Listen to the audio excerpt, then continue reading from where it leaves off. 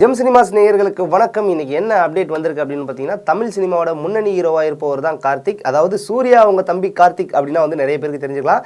இவர் வந்து பார்த்தீங்கன்னா வித்தியாசமான கதைகளை தேர்ந்தெடுத்து நடித்து வருகிறார் அப்படின்னு நம்ம எல்லாருக்கும் தெரியும். இவர் நடிப்பில் சமீபத்தில் வெளிவந்த படம் தான் வந்து மெய்யழகன். பிரேம்குமார் இயக்குன இந்த படத்தில் வந்து கார்த்தியுடன் இணைந்து அரவிந்த் சாமி முதன்மை கதாபாத்திரத்தில் நடிச்சிருந்தாரு. மக்கள் மத்தியில் நல்ல பெரும் வரவேற்பை பெற்றிருந்துச்சு மெய்யழகன் படம் அப்படின்னு வந்து சொல்லலாம். மெய்யழகன் படம் வசூல்ல பட்டை கிளப்பிருக்கு அப்படின்னு வந்து நம்ம சொல்லியே ஆக வேண்டிய ஒரு விஷயம். தற்போது கார்த்தி வந்து சர்தார் 2 படத்துல வந்து நடிச்சு வராரு அப்படிங்கிறது நம்ம எல்லாருக்கும் தெரிஞ்ச ஒரு விஷயம்.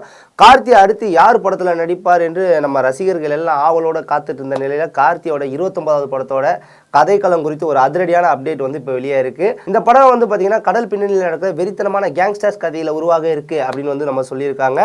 கார்த்தியோட அடுத்த படத்துக்கு நீங்க எந்த அளவுக்கு நீங்க வெறித்தனமா வெயிட் பண்றீங்க அப்படின்னு சொல்லிட்டு உங்களோட கமெண்ட்ஸை கீழே கமெண்ட் பாக்ஸ்ல கமெண்ட் பண்ணுங்க.